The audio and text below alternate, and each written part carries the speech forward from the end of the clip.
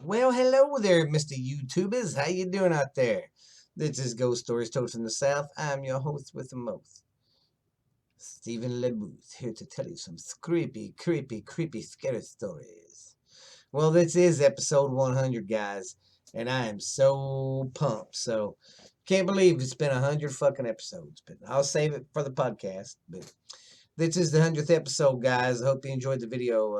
The one I put up before the special, the bonus. So I hope you dug that. Let's get this personas going and start recording. What do you say?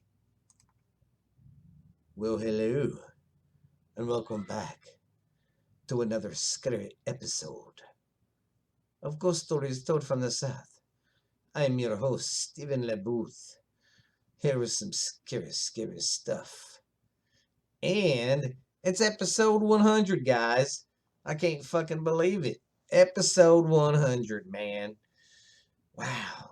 I've just been sitting here looking at everything, getting the show ready through the week, and just been sitting here going, man, it's amazing how far I've came. I started out doing one podcast, the Borderline Texas Trash, with just a little desk, one monitor, and my little old computer, my audio stuff, and now I'm up to two monitors, got a bigger desk, got a printer, and one of them LED filming lights, whatever them round lights people use for YouTubing and stuff now. I'm not hip with the language, guys, so just give me a break. I'm 46. I'm learning, okay? But anyways, man, I just want to say thanks, guys. This has been a great, awesome ride. I have came a long way, and I want to thank you. In 2 years, I have gotten over 4,000 episodes. 4,000 downloads, and that's freaking awesome, man. It might not seem much to you, but I'm just the no-name guy doing this. Like I said, I don't advertise. I don't have the money to, so I don't make any money off of this right now. Hopefully, in time I will, and I can do this for a living. It'll be my business. But I love doing that stuff, guys. And I just want to say, you guys, I really, really want to thank you because you guys have. I got listeners. I think close to 12 countries that are consistent and listen every week I put a show on.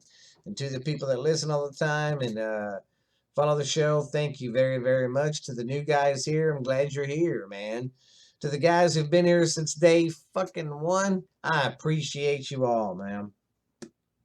I appreciate you all. But yeah, I'm just pumped, excited. It's gonna be a good episode. I got gonna do cabins, finish up the cabins and the stuff like that today. Gonna do that today, and then on the next episode, and then after that, I'll probably just switch back to just finding a place and just seeing what's haunted about it. So it ought to be fun, man. I'm looking forward to it. But this is the 100th episode, baby, of Ghost Stories Told from the South. I'm your host, Stephen LeBooth, like always. But I am excited. I am pumped, as you can tell. I'm talking a little loud more than usual, but hey, I can't help it.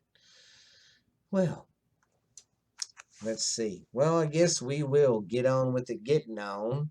But like I said, just want to say thank you to everybody who listens and everybody who comments, leaves me reviews, no matter if they're 1 star, 2 star, 3 or 4 or 5. I get them all. I don't care, guys. Doing this kind of stuff, you got to have a rubber skin. You got to let stuff bounce off of you because if you let the comments and what people think of you, it's going to stop you. And I'm going to keep going and doing this to the day I die. So you're stuck with me, everybody.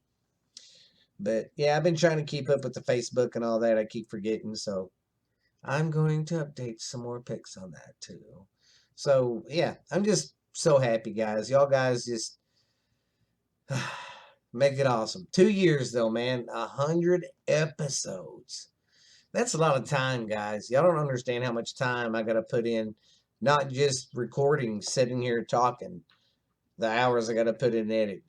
Then the hours I got to put in before I do the show, do the format, get it produced and all, get it produced and all that. So, and then doing the research on top of that. So, yeah. But I got me the effects. I got me the old copy machine. That some bitch comes in handy. Less writing for me. But enough of me kissing y'all's butts, because, hey, like I said, you guys make the show. If it wasn't for you, the show wouldn't be that popular and good. But thanks to you guys, a whole bunch. But let's get on with some skitter stories. What do you say, my little cows and ghouls?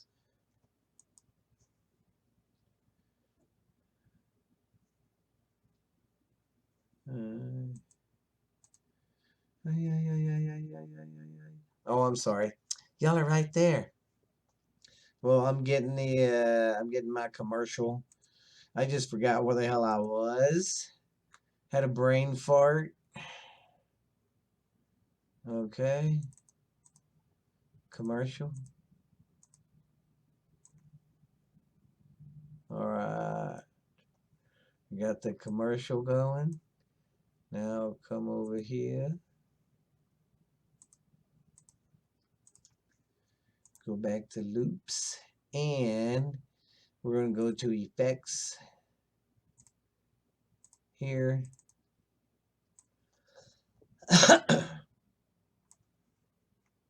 All right, let's record this biatch. All right. Well, I'm glad you enjoyed that. Our first story is of Mount Madonna State Park.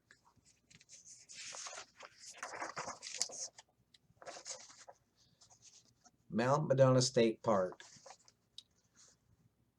where the ghost of the daughter of one okay, where the ghost of the daughter of one of Glory's founders is said to haunt. Yeah, I said that right. Glory's founders.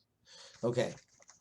About 12 miles west of the town of Glory not Glory, but Gilroy, is the Mount Madonna County Park. It's said that the ghost of Sarah Miller, the daughter of one of Gilroy's founders, Henry Miller, haunts the land that used to be owned by her family. On June 14th of 1887, Sarah Miller was riding her horse on her family ranch when it stepped in a squirrel hole and lost its footing. Sarah then fell off of the horse and broke her neck, and it was she was instantly killed. Basically, she was riding her horse, out there just minding her own business, and she just fell. The horse fell into a squirrel, little hole or something, and fell, and she fell off the horse and landed just right on her neck and killed her instantly. That would suck. I'd be pissed off too and haunt the place. Stories have proceeded for years of seeing a woman riding a horse late at night by park rangers. Other reports from rangers include hearing a woman screaming, but when they went to investigate, there was no one there. No one was found in the area. Lights have been seen in buildings even after they are turned off, and also there have been reported of another witness even reported seeing a woman dressed all in white walking down Pole Lane Road late one night. That would be creepy. By the way, y'all like my new glasses? If you go to the YouTube channel and watch the video, you'll see. I got me some new black frame glasses. I've had them for about a month now. These are my bifocals, so I'm able to read this stuff better. It's just getting used to that bifocal stuff. It's weird. If this is indeed the ghost of Sarah Miller, why does she haunt the land that was firmly her family's ranch? Why does she hunt it? Because she died there tragically, you dumbass. Even I could call that one. Why does she haunt the land? Okay, I already said that.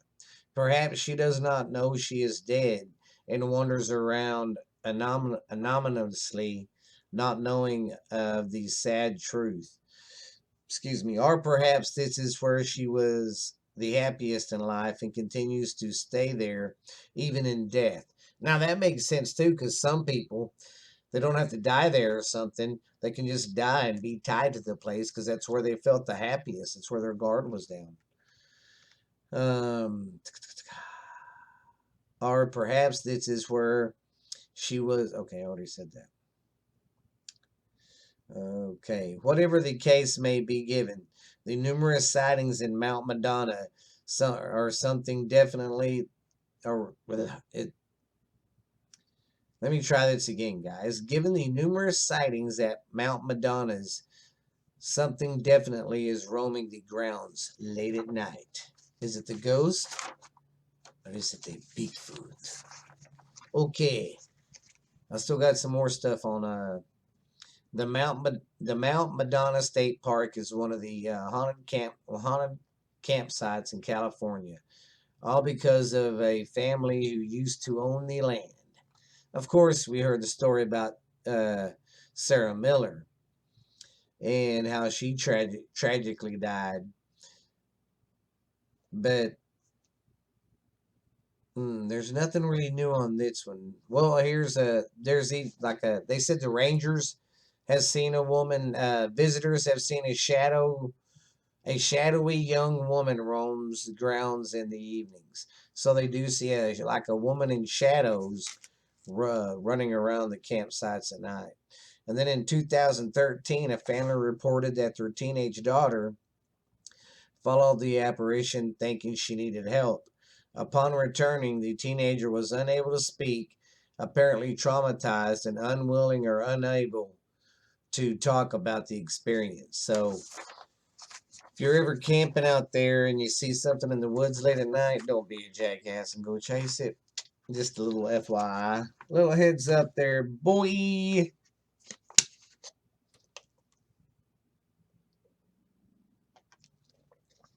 Ah. Oh, the great Goosey. Okay, let's get ready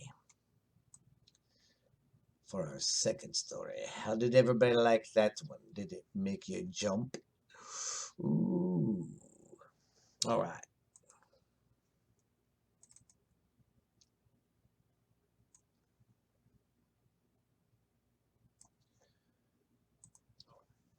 All right, our next story is Lake Morena or Lake Morena. Lake Morena. Lake Morena. I wonder if he's kin to Todd Morella.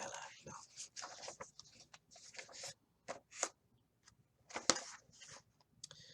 Hidden off of off the Laguna Mountains is Lake Morena. But hidden in the dense trees clinging around the lake, disturbing campers at night are several entities that transform the beautiful Lake Morena into the setting of your worst nightmare. When it comes to ghosts, Lake Morena has plenty of them. The most famous entity haunting the campground is the woman in white. Should have fucking known, a goddamn woman in white. Wow, and especially on my 100th episode, a woman in white. Jeez, I ain't never heard of a woman in white haunting a lake. Jesus. How come every freaking lake has a goddamn woman in white? Can't they be a different color? Anyways, since I'm off my soapbox, I will get back to the story. The young woman is usually seen around the lake, gliding gliding without harming anybody, just gliding around. But she's not the one you should be scared of. Legend has it that that Lake Morena campground is forever home of Malaya, a young girl who was tortured and eventually killed by her mother. What the fuck? See, that I don't understand. Why, if you don't want kids, then why do you have them? Then torture them and kill them. That's just mean. Okay, the child's mouth has been slashed from ear to ear because She screamed in pain once, according to a medium. Oh my God. She cut her fucking daughter's mouth from ear to ear, so that's worse than the Joker smile. That's bigger. Wow. Combined with the pale skin, light blonde hair, and bloody apron, Millie is a sight that instills fear in your heart.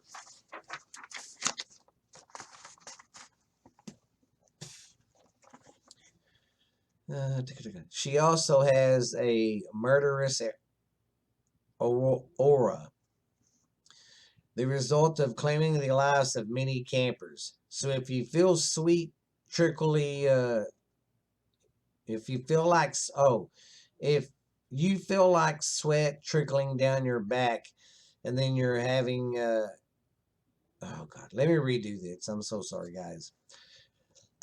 So if you feel sweat trickle down your back and then you're being watched, don't look back, or else Millie's pale eyes will be the last thing you see.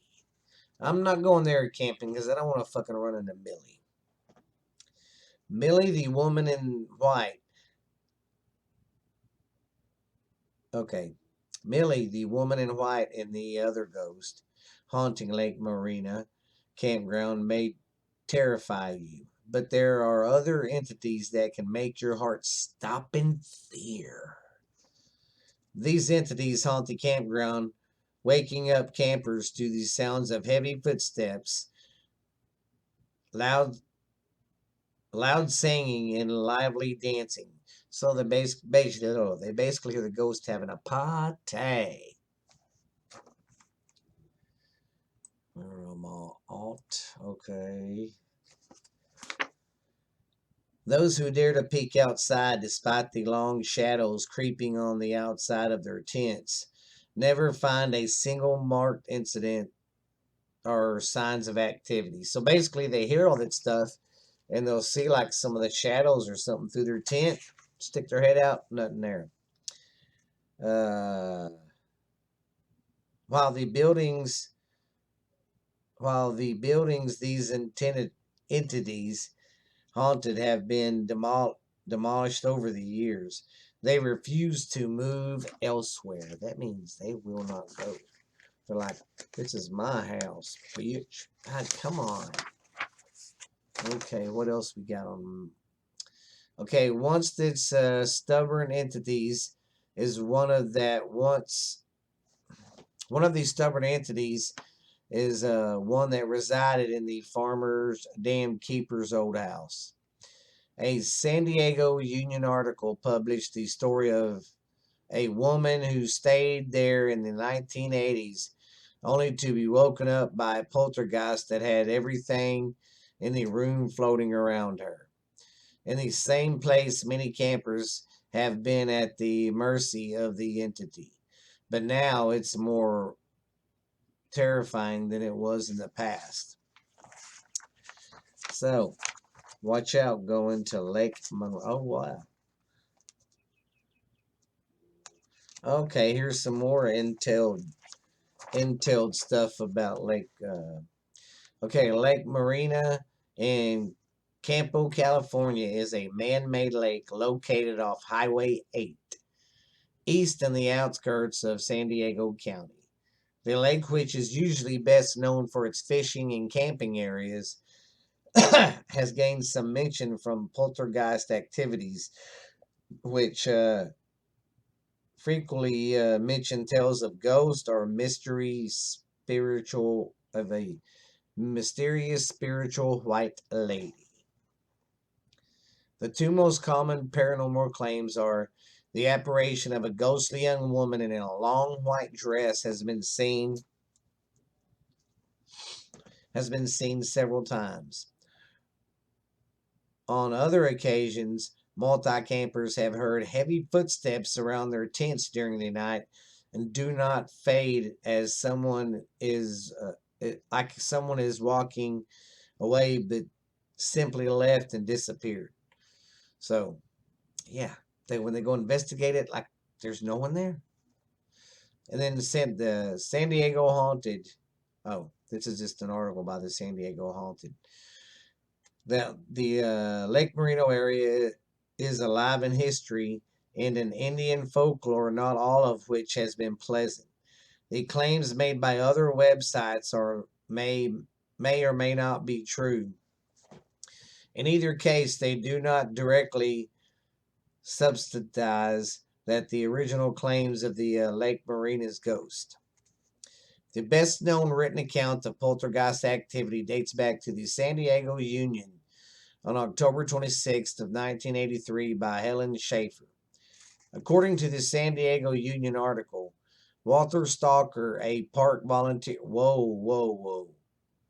Walter Stucker, not Stalker. Well, I was like, that is a weird name, but it's Walter Stucker. A park volunteer was suddenly awakened and looked out the window by his bed in his motorhome. He found himself looking right at a tall man standing outside by the window. He was wearing a dark coat and a kinked full weather cap. Stucker said they looked at one another for a moment, then the man turned away and walked towards the lake. Stucker sat up in bed to watch through the window. There wasn't even a full moon, but it was light enough to see clearly, he said. The man was thinking very. Oh, the man was. Okay. It's the full moon. Oh, okay. Stalker sat up in the bed, which. Okay, looked at the window. The man was at full moon. Okay, but it was light enough to see clearly, he said. The man was taking very deliberate steps, but it seemed to me his feet weren't touching the ground, which appeared to be about 6 or 7 inches above the surface. Supervisor Ranger Tracy Walker also had 2 personal experiences to be reported in concerning ghosts and the paranormal. While in a converted back office in the ranger station, originally an old concession building built in the 1920s. There are trees on that side of the building and lots of leaves in the ground. I heard footsteps out there. I was so certain of it, I laid my work aside to go check it out. But before I could do that, the footsteps accelerated and came around to the side door, maybe 12 feet from me. They stopped right there. There was a wooden handled broom that extended from the door inside and outside. He cracked and moved up and down. The doorknob turned once. Walker continued. By now, I was really concerned I was having hallucinations. So I phoned down the ranger resident and asked my wife, Jackie, to join me. I, I stood by the front door watching her come. We went in locking the door behind us. Went to the back office, sat down and waited. And it happened again. We both heard the steps and saw the ladle give. 3 weeks later, Walker had another experience. Ranger logbook had been set down and disappeared, only to find later that night in the ranger bathtub.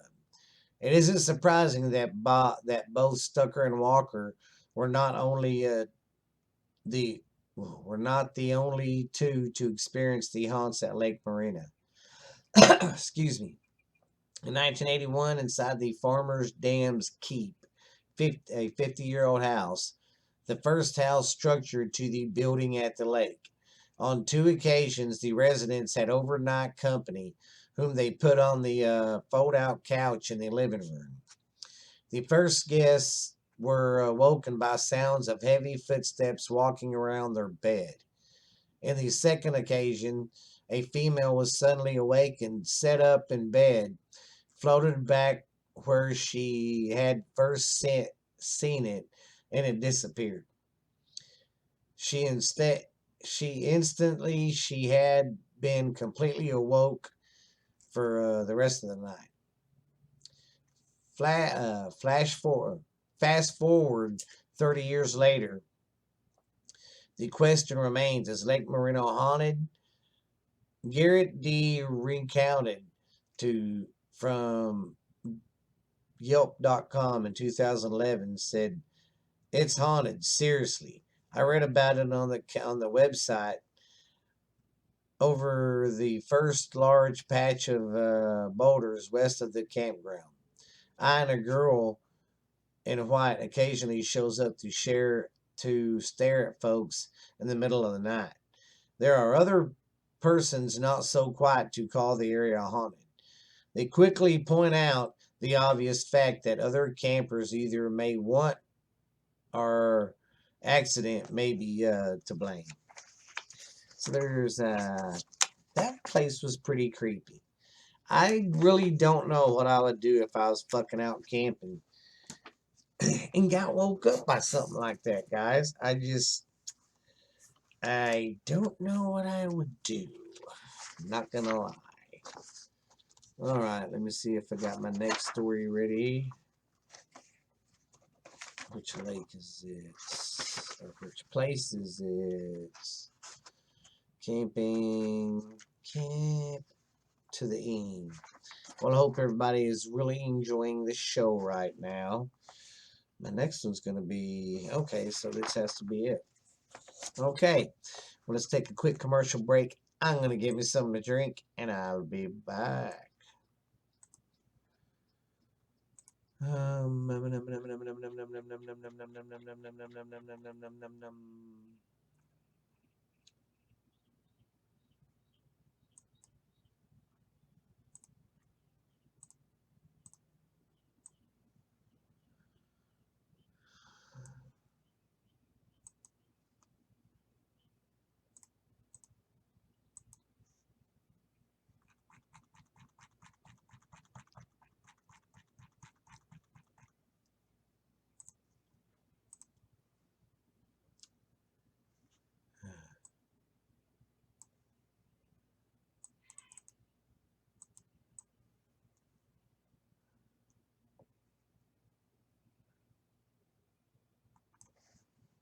All right, guys.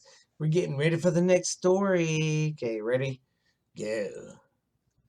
Well, hope you like that little commercial there. Let's get on with the second one. Well, it's not the second story, but this one is about Rib Lake.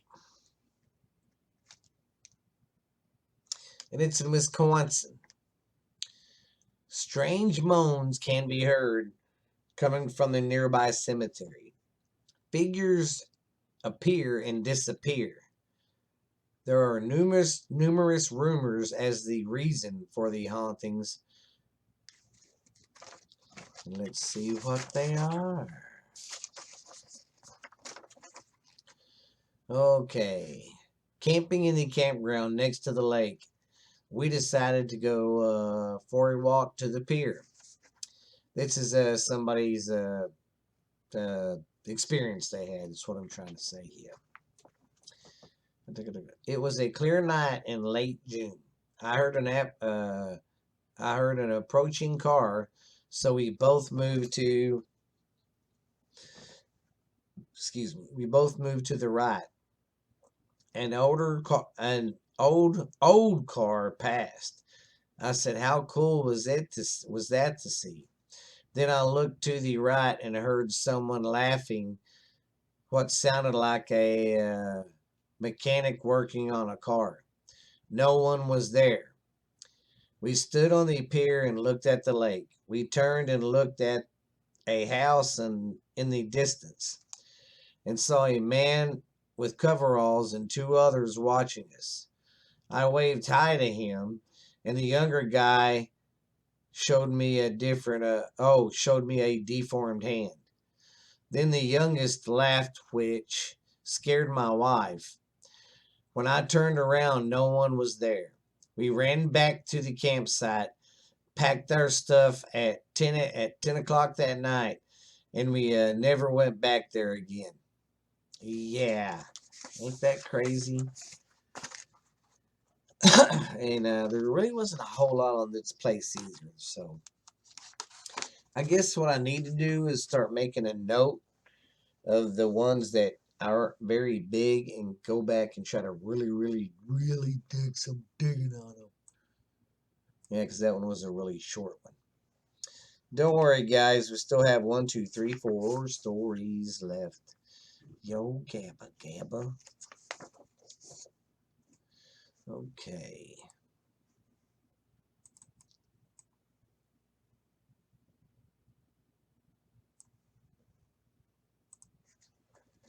All right, our next story is the Lewis Stringer Campsite. In the early 20th century, Sam Lewis used to own sheep and graze them along the part of the Anoia National Forest. But before his wife died in 1910, he had her ashes spread throughout the campground. Since at least the 1920s, campers have experienced strange. Where'd it go? I hate it when I miss my spot. Dang it! Has experienced strange phenomenon, such as camp items being reorganized, strange lights, and chilling visions of a lonesome woman dancing. Well, at least it isn't a woman in white. The woman's voice is continually. Oh, her voice is continually echoing through the area, along with the vision had by one particular camper who woke up to early dawn to see two shining blood red eyes staring right into her face. F that. I'm fucking out of here. I'd be like, screw camping, screw you. I don't want none of that shit on me, Ricky Bobby. Okay, here's some more information I found. In the early 19th century, Sam Lewis. Oh, what the? I just read that, didn't I?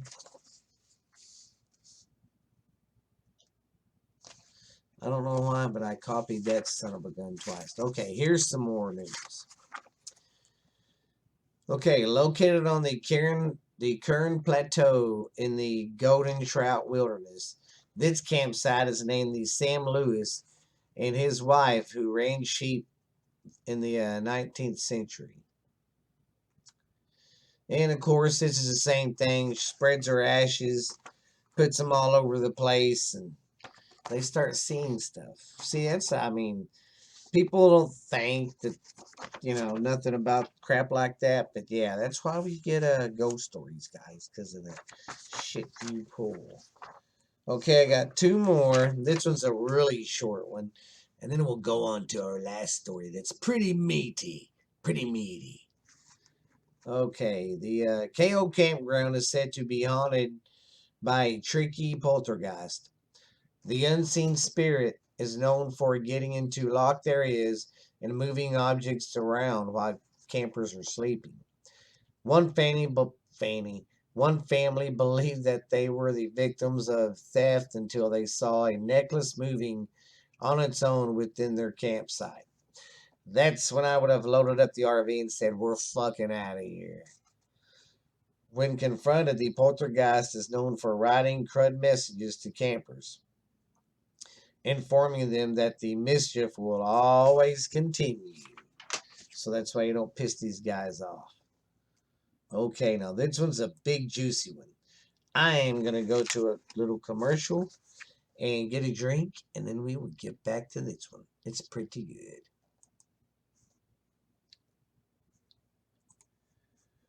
Oh, what's really out there really good?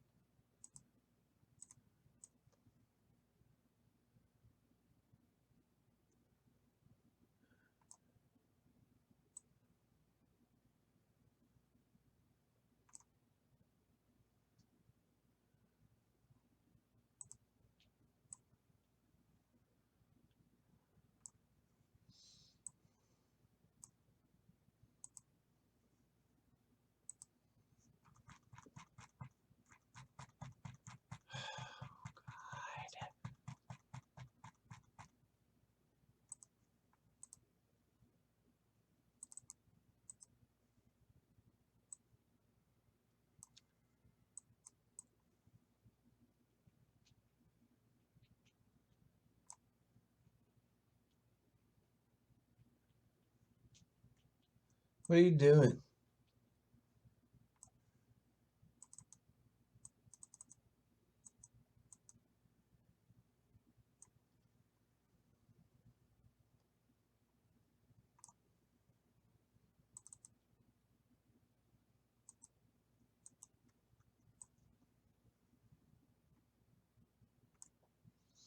Hmm.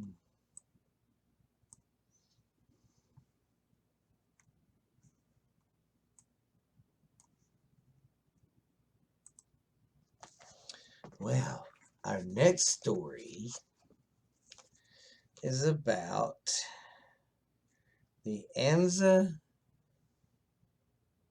Borgio. Bar, Bargio. Borrego.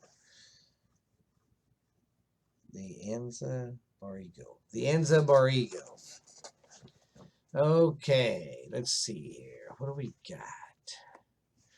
Camping in the land of enchantment is always the true nature experience. But this state is also oh, but this state is also home to some of the nation's creepiest haunted tales. The eerie campground in a unique town outside of Santa Fe is open to the public, and you can spend the night if you dare. While you get goosebumps after hearing just how haunted the campground is at night, this spot is also as hauntingly beautiful as can be during the day to help ease your worries. Get ready to sit around the campfire and tell some crazy stories about this ghostly place.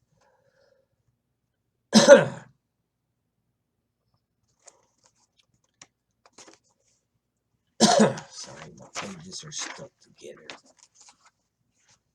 If you dare to head out to this haunted campground in New Mexico, getting there will be a little confusing. It's located about 14 miles northeast of Santa Fe. If you are heading from Pecos, take NM 63 north down on Area. Narrow road for about 13 miles, and you will see a sign for a Holy Ghost to the left. From there, you can take an even creepier road, Forest Service Road 122, down 2 miles to the campground.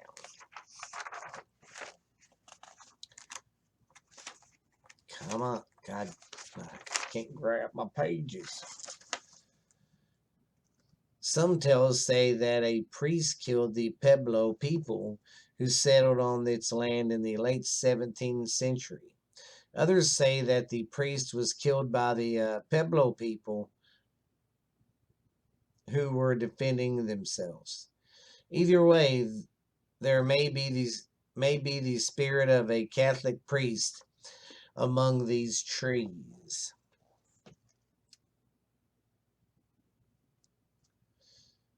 Okay. There have been more recent tales of gruesome car accidents, burials between brawls between bikers due to the paranormal activity. The state trooper that disappeared altogether. So they've had a state trooper that's disappeared in this area. Visitors claim to see moving shadows. Oops, sorry. Moving shadows beyond the trees. It may be scary to spend the night, but this campground is also hauntingly beautiful during the day. Even though the spot is claimed to be haunted and scary, Holy Ghost Campground is a breathtaking, beautiful place to camp. It is set upon Holy Ghost Creek, which offers hiking trails and incredible nature views. At Holy Ghost Campground, you can relax all day and tell scary stories around the campfire at night. I'm sorry I hit my mic. I'm trying not to, but my mic is just so Never mind. The campground is also nestled in a canyon surrounded by the Pecos Mountains. It does not get more stunning than this, one or more spookier.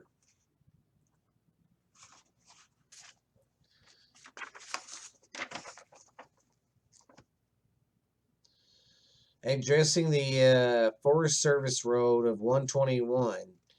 Oh, never mind.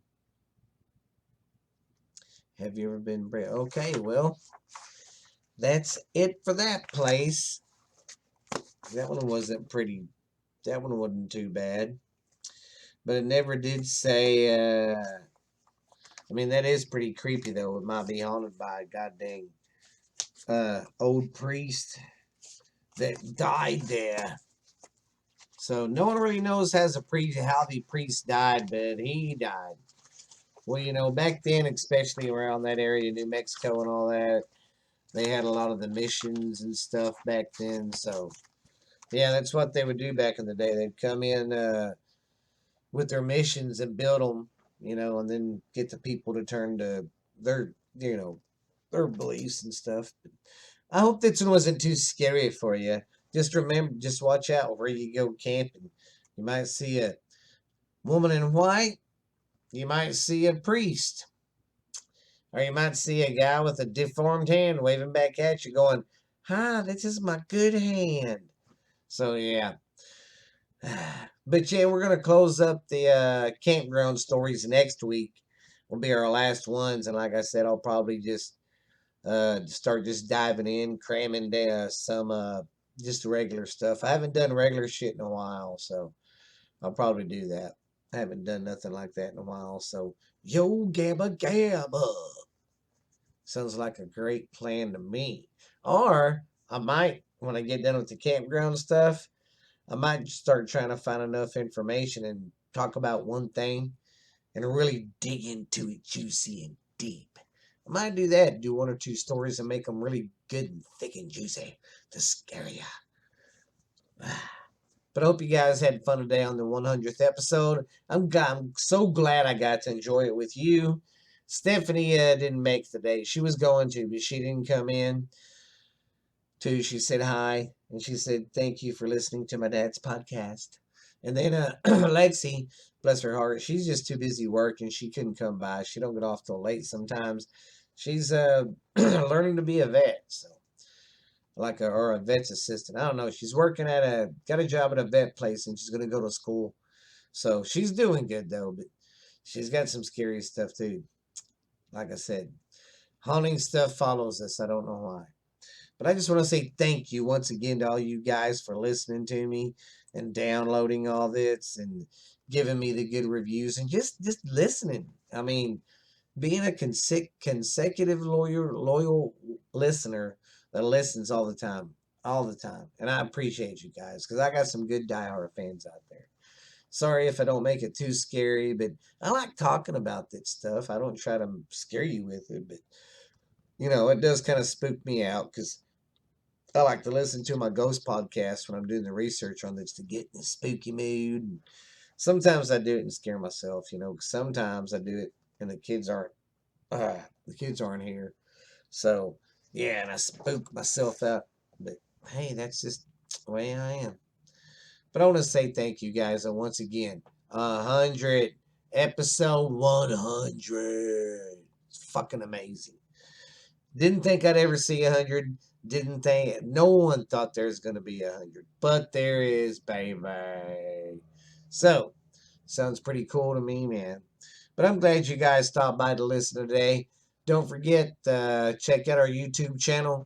I'm doing a video for it today, so it'll come on tomorrow too when this drops on Spotify. So, and I hope you guys enjoyed that little bonus bonus episode I did for you. Just kind of going down memory lane. I like to listen to that and see how far we've come. And like I said, it's freaking crazy, guys. It's crazy. But love you guys. Thank you for listening. It's been great doing 100 episodes. I can't wait to do 200. You know, so hey, let's just get a jiggy with it. Nah, nah, nah, nah, nah, nah. Well, This has been Ghost Stories Told from the South, and I have been your host, Stephen LeBooth. I hope I didn't scare you too much today. But you guys have fun. Have a great week at work. Have a great weekend. And tell some scary stories around the old campfire with your old Stephen. What do you say? We will see you later, boys and girls. Bye.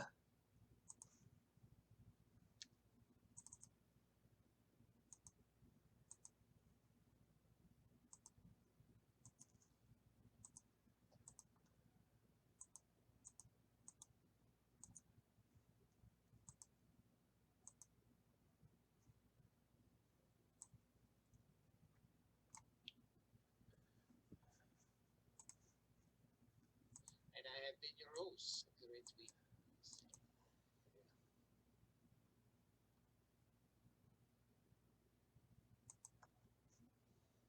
Oh, anyways, guys, thank you, YouTubers, for listening. Hey, hit that subscribe button right now for me, guys. Our membership's growing, so listeners are growing. So, y'all guys don't be afraid to leave a comment down there. Tell me what you think. But this has been Ghost Stories Told from the South. I am your host, Stephen LeBooth. I hope you got some great, great stuff today, guys. But we will see you later. Once again, thank you guys out there for listening to my show. Um, we will, sorry, I turned that off. But thank you guys for listening to my show. We will holler at you later. This has been Stephen LeBooth. We'll see you later.